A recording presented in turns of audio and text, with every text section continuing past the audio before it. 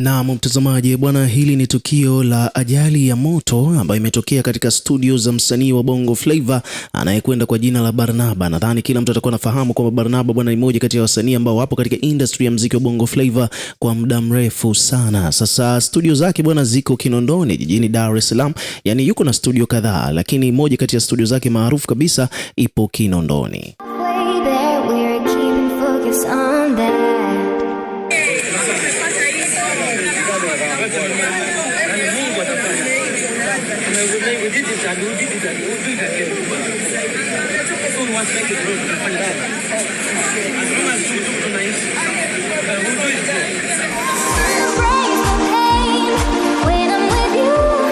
Bwana ni moja kati ya habari ambazo zimesikitisha watu wengi sana, kwa sababu Barnaba bwana ni moja kati ya wasanii wakali sana, lakini pia ni msanii ambaye yuko na amani na almost kila mtu ambaye huwa anafanya naye kazi, au watu wengi sana wako na ukaribu naye. Ameshasaidia vijana wengi sana mpaka amefika katika levels za juu kabisa. Ni moja kati ya marafiki wa karibu pia wa Diamond Platnumz.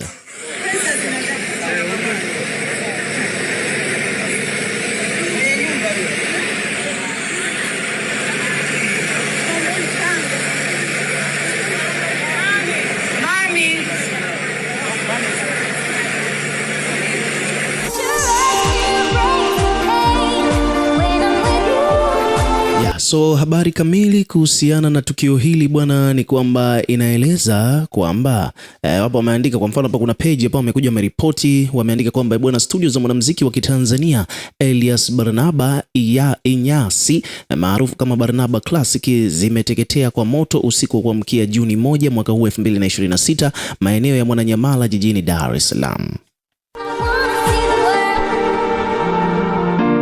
Kupitia ukurasa wake wa Instagram, Barnaba amechapisha video ikiwa inaonyesha tukio hilo la ajali hiyo ya moto, kisha akaweka ujumbe unaosema kwamba uchungu mkubwa sana ninaoupata kutokana na taarifa kwamba studio zangu za High Table Sound Entertainment Company Limited zimeungua kwa moto usiku huu ulioanza. Moto huo umeanza majira ya saa 2:30 kamili. Nilitoka kwenye show yangu ya Malkia wa Nguvu Arusha, na baada ya kufika nilipitia ofisini kwangu na kusalimia, kisha nikaenda nyumbani kwa takriban dakika 15. Nikawa huko ndipo nilipopigiwa simu kuwa moto unawaka. Mungu wangu wa mbinguni, namshukuru kwa hili. Naamini kwamba unanipitisha kwenye njia sahihi daima. Nimetoka kufanya renovation wiki 2 zilizopita kwa gharama kubwa, na mziki ndiyo kazi yangu. Sehemu hii inategemewa na vijana wengi. Moyo wangu unaniuma, nimelia sana kwa uchungu na nimepoteza nguvu kabisa.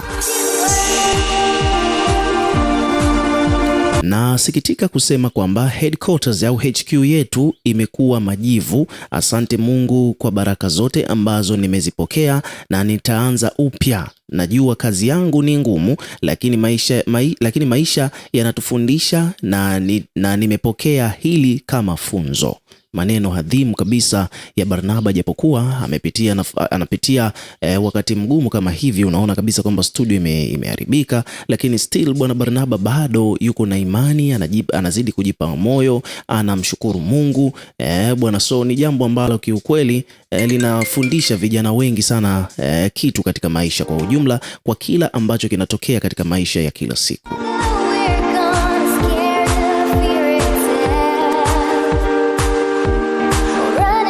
So hapa Barnaba akaendelea tena kutoa shukrani zake kwa ushirikiano ambao amepokea kutoka kwa watu mbalimbali. Hapa Barnaba ameandika kwamba mwisho, napenda kutoa shukrani za dhati kwa majirani zangu, mama mwenye nyumba wangu, mama yangu mzazi, watu wangu wa karibu, mjumbe wangu, wadogo zangu wote High Table Sound, bila kusahau jeshi la polisi na timu nzima ya fire.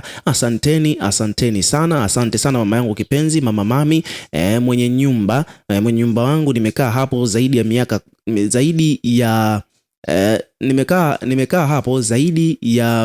11 sasa, ila leo hii tunamshukuru Mungu. Mama yangu kipenzi, najua unaumia kwa upendo mkubwa kijana wako, ila asante kwa kuwa nami muda wote mpaka leo. Sio wakati wa kulaumu mtu yoyote, lakini kila jambo linatokea kwa mipango yake Mungu. Akaendelea hapa kusema kwamba kila jambo linatokea kwa mipango yake Mungu, alhamdulillah. Barnaba akaendelea kusema kwamba kesho nilikuwa nifanye interview pale Serena Hotel, nifanye press, naomba kutoa taarifa, sitaweza kufanya press wala high table sound. Siri yangu ya kilicho anasema kwamba siri yangu ya kikulacho na anasema kwamba nastopisha kwanza, haitatoka kwanza, naomba mniombee. Na pia vile vile ni washukuru wote na Mungu atusaidie sote, asante.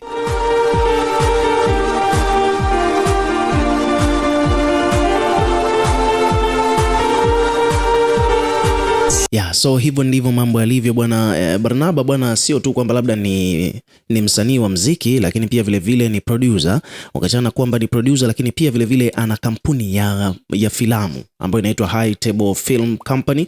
Kwa jamaa alikuwa anafanya vitu vingi sana at the same time, which ni kitu kizuri ukiwa kama kijana. So hivyo ndivyo mambo yalivyo. So at the end of the day ni kwamba Barnaba alikuwa na press conference siku ya kesho pale Serena Hotel, lakini imeshindikana. Kwa imebidi kwanza asitishe press conference hiyo bwana, kutokana na hiki ambacho kimetokea. So kiukweli ni moja kati ya nyakati ngumu sana ambazo Barnaba anapitia kwa sasa hivi, ukizingatia kwamba ofisi yake ambapo ndo headquarter yani ilikuwa ndo hivyo tena imeteketea kwa moto.